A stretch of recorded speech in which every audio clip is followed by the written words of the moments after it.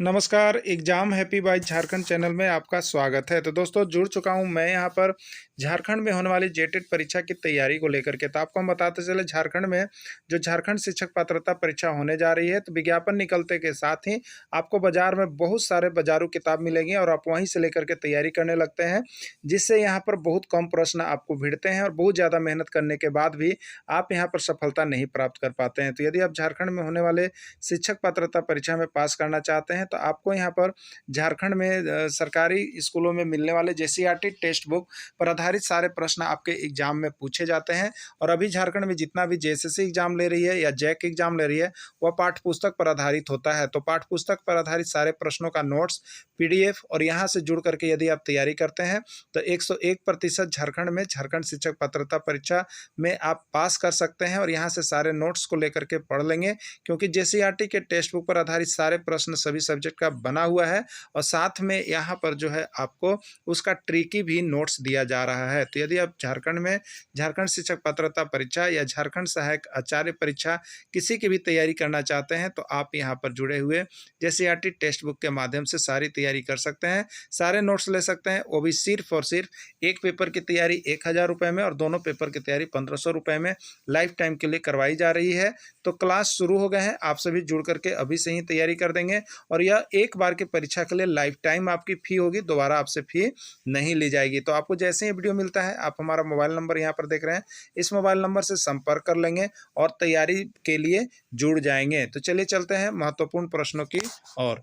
की सबसे छोटी इकाई है, आपको बताना है कि भाषा की सबसे छोटी इकाई है। यह प्रश्न 1001 बार अभी तक के एग्जाम में विभिन्न राज्यों में पूछ दिए गए हैं। तो केवल वैसे प्रश्न जो विभिन्न राज्यों में पूछे जाते हैं उसी को लेकर के हम आपको यहाँ पर प्रैक्टिस सेट करवाते हैं, जिससे कि आपको हिंदी की जो परीक्षा हो, हिंदी जो आपके परीक्षा में है वो 101% आपका भिड़े। और इसका पीडीएफ भी आपको दे दिया जा रहा है और हमारे साथ जुड़ करके आप क्लास भी बहुत लोग कर रहे हैं, आप सभी भी ज्वाइन कर सकते हैं। ठीक है, तो भाषा की सबसे छोटी इकाई है शब्द, व्यंजन, स्वर या वर्ण। तो यहाँ पर देखिए भाषा की जो सबसे छोटी इकाई है वह वर्ण है। भाषा की सबसे छोटी इकाई याद रखिएगा, 1001 बार परीक्षा में प्रश्न पूछा जा चुका है कि भाषा की सबसे छोटी इकाई कौन है। तो भाषा की सबसे छोटी इकाई वर्ण है। ठीक है, चलिए देखिए यही प्रश्न जो है आपको यहाँ पर आप देख रहे हैं, तो यही प्रश्न जो है आपको आया हुआ था जेटेट 2016 में भी आया हुआ था। ठीक है, कि भाषा की सबसे छोटी इकाई क्या है, और इसको बहुत लोगों ने गलती किया था। ठीक है, तो ये देखिए जेटेट में आपका 2016 में आया हुआ प्रश्न है। उसके बाद यह यूपी में 5 बार अब तक आया हुआ प्रश्न है। यूपी यानी उत्तर प्रदेश शिक्षक पात्रता परीक्षा में 5 बार ये प्रश्न पूछा गया है। उसी तरह से आप देखिए तो बंगाल में 1 बार आया हुआ है। चलिए अगला प्रश्न है यहाँ पर, वनवास में कौन सा समास है, आपको बता दें। समास में यदि आपको प्रॉब्लम है आप हमारे साथ जुड़िए। आपको हिंदी व्याकरण के किसी भी प्रकार की प्रॉब्लम ऑफलाइन और ऑनलाइन क्लास दोनों में आपको करवाया जाता है और हिंदी में आप 100% यहाँ से मार्क्स ला सकते हैं। ठीक है, देखिए वनवास में कौन सा समास है, आपको बताना है कि वनवास में कौन सा समास है। तो सबसे पहले समास को बताने के लिए हम लोग जो यहाँ पर समास दिया हुआ रहता है उसको क्या करते हैं, विग्रह करते हैं। ठीक है, तो वनवास को जब हम विग्रह करेंगे तो वन को वास, ठीक है, वन को जो वास करता है या वन में जो वास करता है उसको हम लोग क्या कहते हैं, वनवास कहते हैं। क्या कहते हैं, वनवास कहते हैं।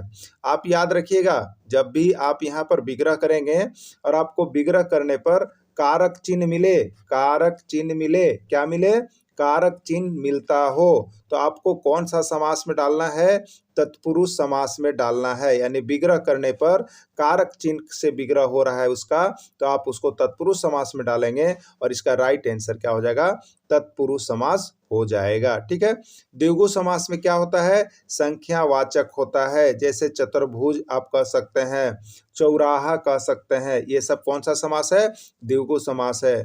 द्वंद्व समास में क्या होता है, देखिए यहाँ पर द्वंद्व समास दिए हुए हैं।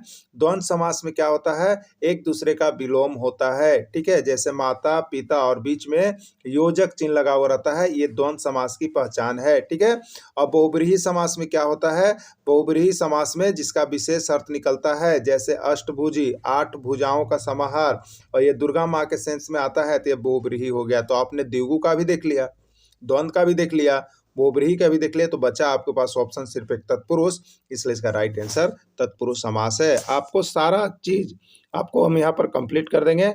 आप बात भी कर सकते हैं और ऑफलाइन कि जैसा हमारे साथ जुड़ करके यहाँ पर जो भी जुड़ते हैं जिनको प्रॉब्लम होती है वो बात भी कर सकते हैं, ठीक है।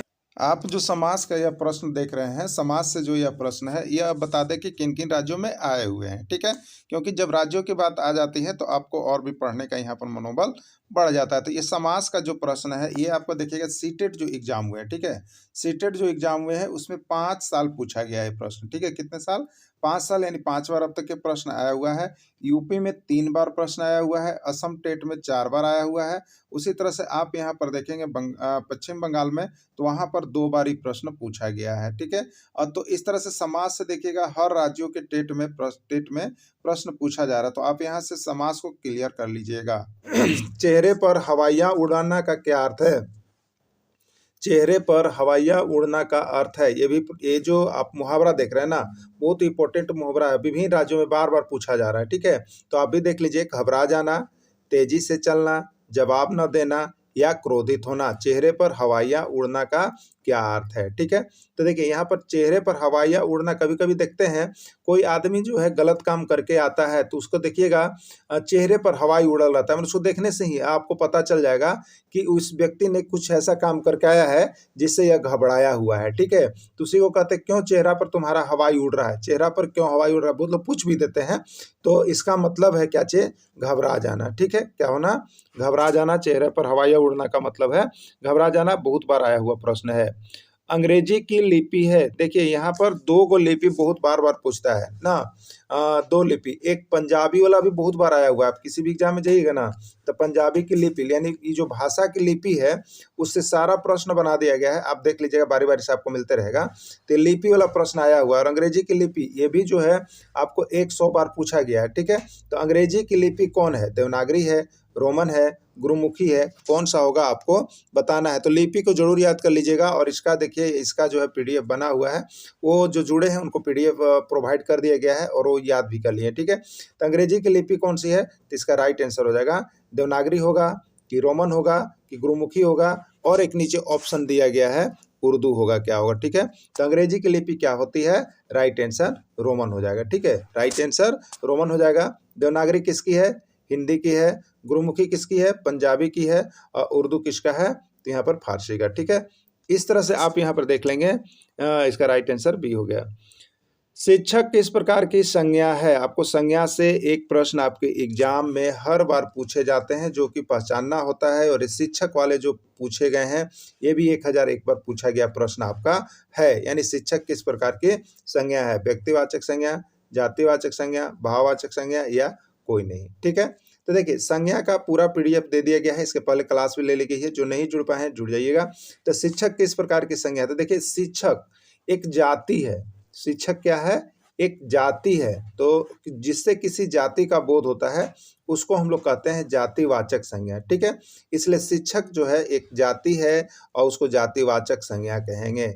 यही शिक्षक का नाम यदि होता तो उसको हम लोग व्यक्तिवाचक संज्ञा में डालते, लेकिन शिक्षक लिखा हुआ है तो शिक्षक पूरी जाति का, शिक्षक जाति का बोध करा रहा है, इसलिए यह जो है जातिवाचक संज्ञा में चला जाएगा, ठीक है। चलिए अब हम चर्चा करेंगे कि यह किन किन राज्यों में प्रश्न पूछा गया, ठीक है। तो देखिए, संज्ञा से तो विभिन्न राज्यों, जितने राज्यों में यहाँ पर टेट परीक्षा का आयोजन किया गया है यहाँ से 1 से 2 प्रश्न पक्का आया ही आया है, ठीक है। लेकिन अब शिक्षक, ये जो प्रश्न है किन किन राज्यों में आए हुए हैं, तो ये शिक्षक वाले प्रश्न जो है ना सबसे ज़्यादा यूपी में ही आए हुए हैं। क्योंकि देखिए, अभी तक अगर सबसे ज़्यादा एग्जाम देखिएगा टेट एग्जाम तो यूपी में हुआ है। तो यूपी में ये प्रश्न शिक्षक वाले 10 बार आ चुके हैं, बार बार यहाँ से एक प्रश्न पूछा जा रहा है। चलिए अगला है, इनमें संयुक्त व्यंजन कौन सा है? इनमें संयुक्त व्यंजन कौन सा है? 1001 बार आया हुआ प्रश्न। और विभिन्न राज्यों में संयुक्त व्यंजन से बार बार एक प्रश्न पूछा जाता है। इसको आप लोग यहाँ पर कंप्लीट कर लीजिएगा, ठीक है। तो देखिए, संयुक्त व्यंजन में कौन सा होता है? तो देखिएगा, छ, त्र, ज्ञ और स्र, ये 4 गो जो होता है, छ, त्र, ज्ञ और स्र, ये संयुक्त व्यंजन में आते हैं। एकदम गांठ बांध लीजिएगा। संयुक्त व्यंजन एगो आपको पूछ देगा एग्जाम में, क्योंकि ये बार बार एग्जाम में आने वाले ही प्रश्न केवल हम आपको कंप्लीट करवाते हैं, ठीक है। तो इसमें संयुक्त व्यंजन कौन सा है? छ भी है, त्र भी है, ज्ञ भी है, स्र भी है। ऑप्शन में क्या है? म। यह संयुक्त व्यंजन नहीं है। ल ये भी संयुक्त व्यंजन नहीं है। त ये भी संयुक्त व्यंजन है। लेकिन यहाँ देखिए ज्ञ दिया हुआ है जो कि संयुक्त व्यंजन में आता है। ठीक है, तो इसलिए इसमें छ है, त्र है, ज्ञ है और स्र है। ये सभी किस में आते हैं? संयुक्त व्यंजन में आते हैं, याद रखिएगा। और ये भी पूछा जाता है कि ये जो छ है, ठीक है, क्या है आपका? छ। एक देख लीजिएगा, ये जो आपको पूछा जाएगा कि छ जो है उसका विच्छेद कीजिए छ का। ठीक है, क्या पूछा जाएगा? छ का।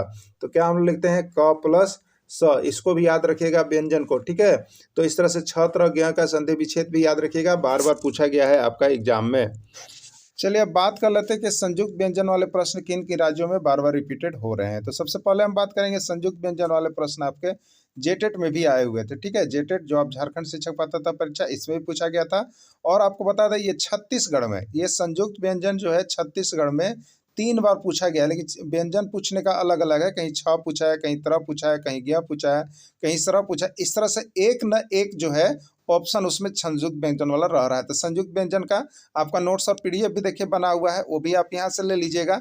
और ऑफलाइन क्लास जैसा क्लास करने के लिए देखिए जुड़िएगा, क्योंकि अभी जो है 1000 वाला 500 रुपये में आपको जो है यहाँ पर रजिस्ट्रेशन हो रहा है जेटेट के लिए।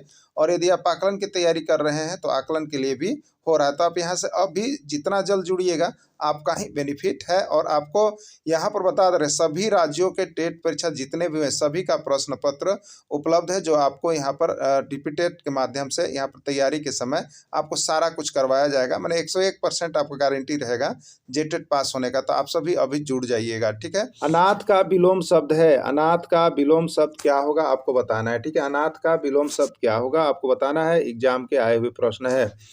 धनी, धनी होगा, बेकार होगा, सनाथ होगा या क्या होगा बताना है आपको। ठीक है, तो धनी होगा, बेकार होगा, सनाथ होगा या निर्धर होगा। तो अनाथ का विलोम शब्द क्या होगा? यहाँ पर अगर देखा जाए तो सनाथ सही आ रहा है, तो अनाथ का विलोम शब्द सनाथ होगा। आप सभी देखिए यहाँ पर जब भी क्लासेस ज्वाइन करते हैं तो आप सभी चैट अवश्य कीजिएगा, जरूर बताइएगा कि कितना आपका सही हो रहा है। बहुत लोग यहाँ पर चैट नहीं कर पाते हैं, तो आप सभी जरूर कीजिएगा। गाल बजाना का अर्थ है, गाल बजाना का अर्थ क्या है आपको बताना है कि गाल बजाना का अर्थ क्या होगा यहाँ पर। ठीक है, डींग हाँकना, पिटाई करना, गाली देना या मदद न करना। ठीक है, तो बहुत लोग देखते हैं यहाँ पर गाल बजाते रहते हैं, मैंने अपनी प्रशंसा जो है बहुत अपने आप खुद करते रहते हैं। तो बहुत लोग कहता है कि अरे ये झूठ बोल रहा है, फेंक रहा है, कहते हैं ना। तो वही फेंकना को ही यहाँ पर हम लोग क्या कहते हैं? डींग हाँकना है, कुछ नहीं और बोलता बहुत ज़्यादा है। ठीक है, तो गाल बजाना मतलब डींग हाँकना होगा कि पिटाई करना होगा, गाली देना, तो इसका राइट आंसर हो जाएगा डींग हाँकना। आंसर हो जाएगा ए। ठीक है, क्या हो जाएगा? आंसर ए हो जाएगा। चलिए नेक्स्ट देखते हैं हम लोग यहाँ पे, गाल बजाना का हो गया। नेक्स्ट, वह वस्तु जो नाशवान है उससे क्या कहेंगे? ये भी देखिए यहाँ से भी एक प्रश्न रहेगा। विभिन्न शब्दों के एक बदले एक शब्द जो हम लोग कहते हैं, क्या कहते हैं इसको? विभिन्न शब्दों के बदले एक शब्द जो हम लोग कहते हैं, तो उसको भी यहाँ पर आता है। ठीक है, तो वह वस्तु जो नाशवान हो उससे क्या कहेंगे? अलौकिक, अमर, शाश्वत या नश्वर। ठीक है, तो वह वस्तु जो नाशवान हो उसको हम लोग यहाँ पर क्या कहेंगे? नश्वर कहेंगे। क्या कहेंगे? नश्वर। जो वस्तु नाशवान हो उसको यहाँ पर नश्वर कहेंगे। ठीक है, ये भी प्रश्न विभिन्न राज्यों में पूछ दिए गए हैं। ऋणात्मक का विलोम शब्द है, बहुत बार आया हुआ है, 1-2 बार की बात नहीं कीजिएगा, बहुत बार यह प्रश्न आया हुआ है कि ऋणात्मक का विलोम शब्द क्या होता है। विलोम शब्द जरूर देख लीजिएगा, एक प्रश्न आपके एग्जाम में रहेंगे ही रहेंगे। खराब होता है, अनात्मक होता है, धनात्मक होता है या नेक्स्ट है ऋणात्मक सनात्मक होता है। ठीक है, तो ऋणात्मक का विलोम शब्द क्या हो जाएगा? तो ऋणात्मक यानी यहाँ पर कहेंगे माइनस, और यहाँ पर देखिए इसी माइनस का क्या होता है? प्लस। पॉजिटिव, पॉजिटिव यानी धनात्मक होता है। ठीक है, ये निगेटिव हो गया ऋणात्मक, तो उसी का पॉजिटिव धनात्मक, तो यहाँ पर ऋणात्मक का विलोम शब्द क्या हो जाएगा? धनात्मक हो जाएगा। ठीक है, तो ऋणात्मक का विलोम शब्द कंप्लीट हो गया। विलोम शब्द एक आता है। कन्यादान में कौन सा समास है? समास को एकदम देख लीजिएगा, और समास आपको पूरी तरह से हमने यहाँ पर कंप्लीट कर दिया है। आप सभी समास में कभी भी गलती करने का प्रयास नहीं कीजिएगा। ठीक है, तो आप सभी समास को बहुत अच्छे तरह से यहाँ पर कंप्लीट कर लीजिएगा। ठीक है, तो चलिए अब देखते हैं यहाँ पर कन्यादान में कौन सा समास है। तो इसका जब विग्रह करेंगे हम कन्यादान, तो हो जाएगा क्या चीज? जो कन्या को दान करता है, कन्या को दान करना ही कन्यादान कहलाता है। तो देखिए जब यहाँ पर विग्रह किए हम तो को आ रहा है, को किसका चिन्ह है? कारक का चिन्ह है, ठीक है। तो कारक का चिन्ह जब बीच में आता है तो उसको हम लोग तत्पुरुष समास कहते हैं, अभी ही बताए थे। तो ये तत्पुरुष समास में चला जाएगा। बाकी द्विगु को आपको बताया, द्वंद्व, बहुब्रीहि सभी इसके पहले वाले में हमने बता दिया है। तो कन्या को दान कारक चिन्ह तत्पुरुष समास में चला जाएगा, ठीक है। ये भी 1001 बार प्रश्न कन्यादान पूछा हुआ ही प्रश्न है। बेइंसाफी में प्रयुक्त उपसर्ग है, ठीक है। उपसर्ग और प्रत्यय याद रखिएगा, जो पहले लगा उसको उपसर्ग और जो बाद में लगा उसको प्रत्यय, ठीक है। इसको कंप्लीट किया हुआ है। तो देखिए बेइंसाफी को जब आप तोड़िएगा तो इसमें दो मुख्य शब्द निकलेगा, एगो निकलेगा बे और एगो निकलेगा इंसाफी, एगो निकलेगा इंसाफी, ठीक है। तो देखिए प्लस का चिन्ह के जो पहले है वो है बे, तो ये है उपसर्ग, और प्लस के चिन्ह के जो बाद है इधर उसको कहें इंसाफी, ये है प्रत्यय है, ठीक है। तो बेइंसाफी में प्रयुक्त उपसर्ग है, उपसर्ग पूछा है तो उपसर्ग क्या हो जाएगा? बे हो जाएगा। क्या हो जाएगा? बे, यानी डी इसका राइट आंसर हो जाएगा, ठीक है। चलिए, रामचरितमानस किस प्रकार की संज्ञा है? रामचरितमानस किस प्रकार की संज्ञा है? 1001 बार प्रश्न पूछ दिया गया है। व्यक्तिवाचक संज्ञा, जातिवाचक संज्ञा, भाववाचक संज्ञा या समूहवाचक संज्ञा, ठीक है।